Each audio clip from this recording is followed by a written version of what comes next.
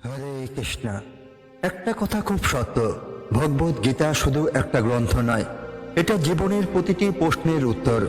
তুমি জীবনে যে সমস্যার মধ্যেই থেকো না কেন, মনোবেদনা, দাম্পত্য কলহ, অর্থকষ্ট, শরীরের অসুস্থতা, আত্মবিশ্বাসের অভাব কিংবা সম্পর্কের তিক্ততা, তোমার প্রত্যেকটা সমস্যার গভীরতম উত্তরের সন্ধান মেলে ভগবদ গীতার মধ্যে। গীতা কি? গীতা হলো ভগবান শ্রীকৃষ্ণের স্বয়ং মুখ নিঃসৃত বাণী, যা কেবল আধ্যাত্মিক নয়, জীবনের প্রতিটি বিষাদ ও সংশয়ের মাঝেও একটি পথ দেখায়, একটি আশ্রয় দেয়। গীতা শুধুই ধর্মগ্রন্থ নয়, এটা আমাদের জীবনের দিক নির্দেশনা। গীতা সার্বিক জ্ঞানের রত্নভাণ্ডার। এটা একাধারে শাস্ত্র, পথপ্রদর্শক আর একান্ত বন্ধুর মতো সাথী। গীতার প্রথম ও মূল উপদেশ হলো, আপনার নিজেদের আত্মসমর্পণকে কখনো কারো জন্য বিসর্জন দেবেন না। এই উপদেশ অনেক সময় আমরা ভুলে যাই। আমরা ভাবি, সে তো আমার আপন, সে তো আমার আত্মীয়, তাই তার কষ্টদায়ক ব্যবহার মেনে নিতে হবে। কিন্তু গীতা আমাদের শেখায়, আপনার আপন সেই ব্যক্তি নয় যে আপনাকে কষ্ট দেয়, বরং আপন সে যে আপনার কষ্টকে দূর করার চেষ্টা করে। কেন আমরা কষ্ট সহ্য করি? আমরা নিজেদের বলি, এটা তো আমার বাবা মা, স্বামী স্ত্রী, তার সঙ্গে যদি কিছু বলি সম্পর্কই তো নষ্ট হয়ে যাবে। এত বছর ধরে চুপ করে সহ্য করেছি, আর একটু করলেও চলবে। কিন্তু একবার নিজেকে জিজ্ঞাসা করো, কেন তুমি নিজেকে এত অবহেলা করছো? কেন তুমি চুপ করে থাকছো যখন অন্য কেউ তোমার উপর অন্যায় করছে? গীতা বলে, যে ব্যক্তি নিজের উপর অন্যায়কে চুপচাপ সহ্য করে, সে নিজের আত্মার প্রতি অন্যায় করে। তুমি নিজের মূল্য বোঝো, তুমি কৃষ্ণের সন্তান, তোমার ভেতরে কৃষ্ণের আলো আছে, তাকে নিভে যেতে দিও না। কারো লাভের জন্য নিজেকে যেন হারিয়ে না ফেলো। কখনো কখনো কেউ তোমার দুর্বলতাকে অস্ত্র বানিয়ে ব্যবহার করে। তুমি চুপ করে থাকো, তুমি ভয় পাও সম্পর্ক ভাঙার, তুমি ভয় পাও হারানোর। কিন্তু মনে রেখো, যদি কোনো সম্পর্ক তোমার আত্মসম্মান কেড়ে নেয়, তবে সেই সম্পর্ক নয়, বরং তোমার নীরবতাই তোমার ক্ষতি করছে। ভক্তি মানে অন্যায় সহ্য করা নয়, ভক্তি মানে সত্যের পাশে দাঁড়ানো। কৃষ্ণ কি বলেছিলেন? যুদ্ধক্ষেত্রে অর্জুন বলেছিলেন, আমি যুদ্ধ করব না, আমার তো আত্মীয় আমার গুরু, তাদের বিরুদ্ধে অস্ত্র তুলব না। তখনই কৃষ্ণ বলেন, হে অর্জুন, ধর্মের জন্য, সত্যের জন্য, ন্যায়ের জন্য যদি যুদ্ধ না করো, তবে তুমি নিজেই নিজে শত্রু হয়ে যাবে। তোমার নীরবতা অন্যায়ের সমান হবে। আমরাও কি আজ অনেক অন্যায়ের সামনে নীরব? আমরাও কি ভয় পাই সম্পর্ক টিকিয়ে রাখার অজুহাতে সত্য বলতে? কৃষ্ণ বলেন, যে নিজের কর্তব্য থেকে মুখ ফিরিয়ে নেয়, সে কখনো শান্তি পায় না, কখনো মুক্তিও পায় না। তুমি চুপ করছো, তাই তোমায় বারবার কষ্ট দিচ্ছে। তুমি যত সয়ে যাবে, তত মানুষ তোমায় সইয়ে নিতে বাধ্য করবে। আজ একটা খারাপ কথা বলল, কিছু বলনি, কাল অপমান করলো, তাও চুপ। তার পরের দিন হুমকি, এখনো চুপ। তার মানে সে ভাবলো তুমি দুর্বল। কিন্তু না, তুমি দুর্বল নও। তুমি দয়া করতে জানো, তুমি ভালোবাসতে জানো, কিন্তু তোমার সহ্য শক্তির একটা সীমা আছে। যে সীমা ছাড়িয়ে যায়, সেখানে নীরবতা আর গুণ নয়, সেখানে সেটা হয়ে যায় আত্মঘাত। যখন সবাই তোমার বিরুদ্ধে যায়, তখনও একজন আছেন যিনি সব বুঝে যান, তিনি কৃষ্ণ। একটা নিঃশব্দ সম্পর্ক ভগবান ও ভক্তের মাঝখানে। জীবনে এমন মুহূর্ত আসে যখন চারপাশে সব দিক বন্ধ হয়ে যায়। পরিবার তোমার সিদ্ধান্তে রেগে যায়, বন্ধু অবিশ্বাস করে, যাকে তুমি ভেবেছিলে নিজের, সেও বলে তুমি ভুল। তুমি তখন একা, হয়তো কাঁদো, কিন্তু কারো সামনে না। চোখের কোণে চুপচাপ জল আসে, আবার মুছে যায়। তুমি কারো উপর রাগ করো না, তবে একটা কথা মনে হয়, আমার পাশে কেউ নেই। তুমি যদি একা হও, তবে একটা কথা জেনে রাখো, কৃষ্ণ ঠিক তোমার পেছনে আছেন। তুমি হয়তো তাকে দেখতেই পাচ্ছ না, তবে তিনি তোমাকে দেখছেন। তুমি হয়তো চুপ করে থাকো, তবে তিনি তোমার মনের কথা শুনছেন। আমি সব হৃদয়ের মধ্যে বসবাস করি, সব স্মৃতি, জ্ঞান, ভুল, ভ্রান্তি আমার থেকেই আসে। তিনি জানেন তুমি কি বলতে পারোনি, তুমি কার থেকে অপমান সহ্য করেছো, তুমি কেন চুপ করে গিলে ফেলেছো সবকিছু। শ্রীকৃষ্ণ অনেক সময় প্রকাশ্যে কিছু বলেন না, তিনি শুধু চুপ থাকেন।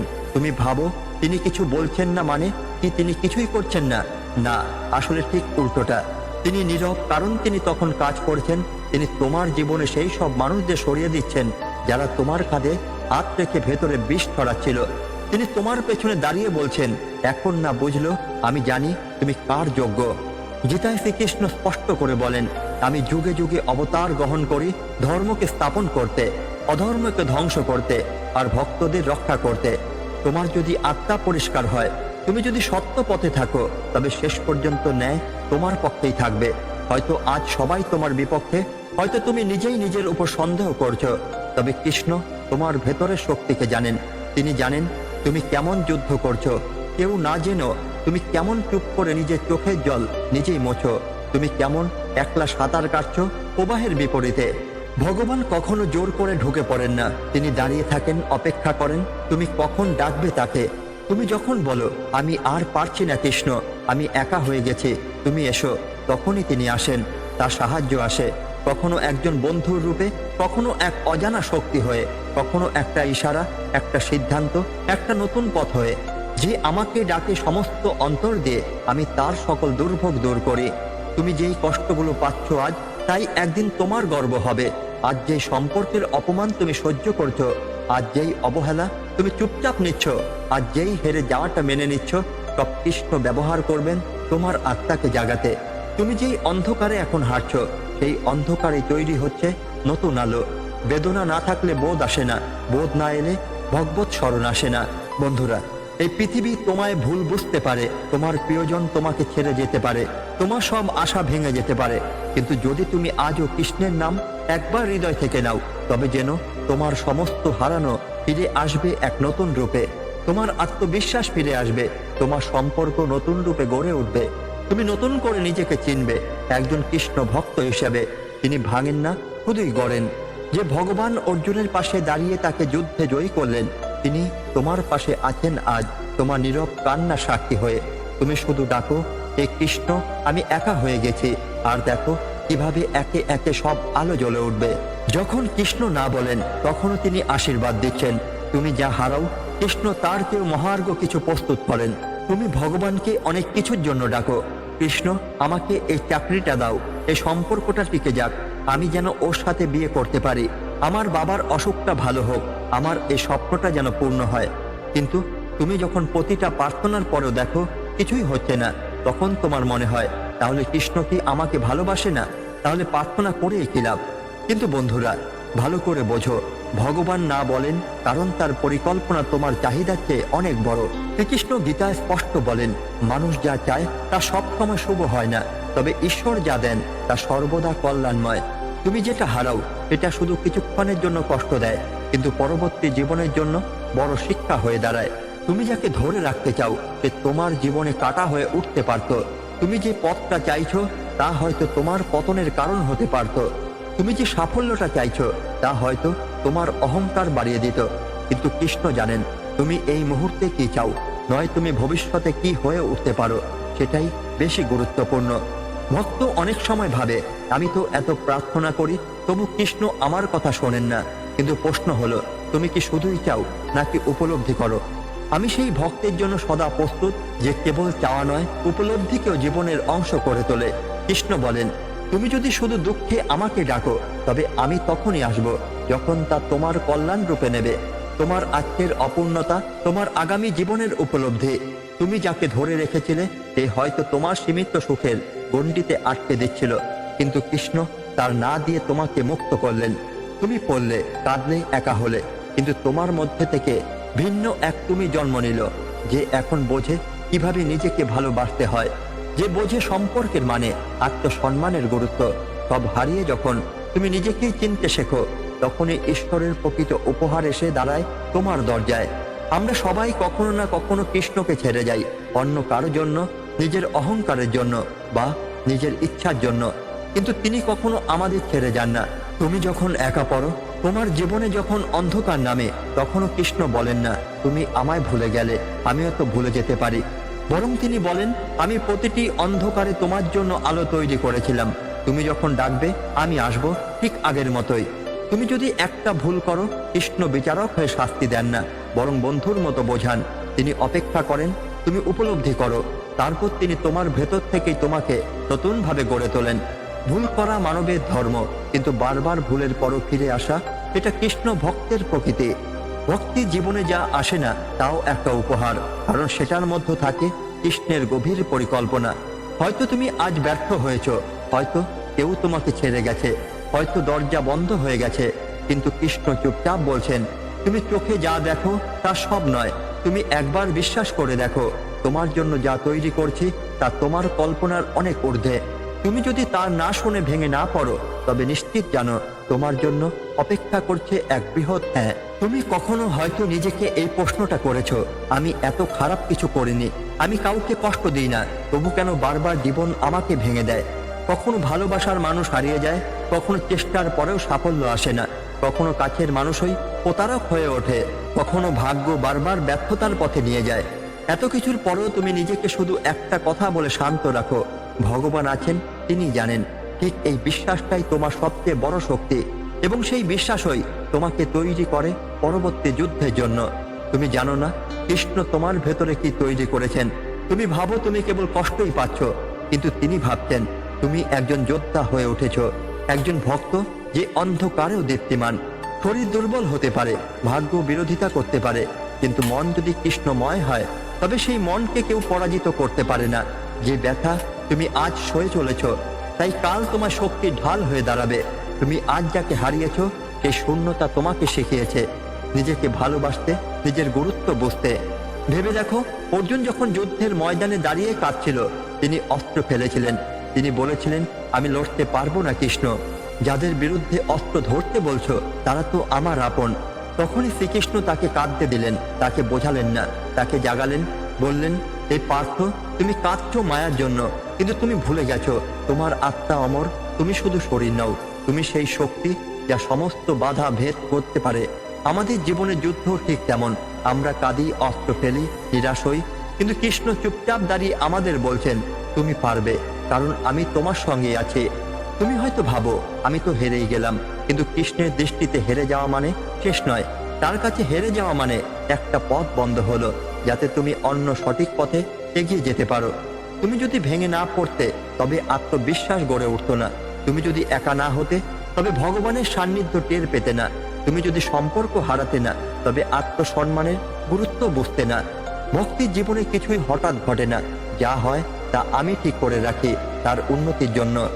আজ তুমি হয়তো নিজেকে দুর্বল ভাবছো, একটা গল্পে আটকে গেছো, একটা কষ্টে আটকে গেছো, কিন্তু একদিন তুমি যখন ফিরে তাকাবে, তুমি বলবে, এই যন্ত্রণাই আমাকে তৈরি করেছে, এই হার, এই অপমানই আমাকে আজ এই শক্তিতে পরিণত করেছে। ভবিষ্যতে কেউ যখন তোমার কাছে এসে বলবে আমি ভেঙে পড়েছি, তখন তুমি তার কাঁধে হাত রেখে বলবে, আমি জানি কেমন লাগে, তুমি একা নও, আমি পাশে আছি, আর আমার পাশে কৃষ্ণ আছেন। এই মুহূর্তে তুমি বুঝবে তোমার সব অভিজ্ঞতা শুধু তোমার জন্য ছিল না, তা অন্য কারো আলোর পথ হয়ে দাঁড়াবে।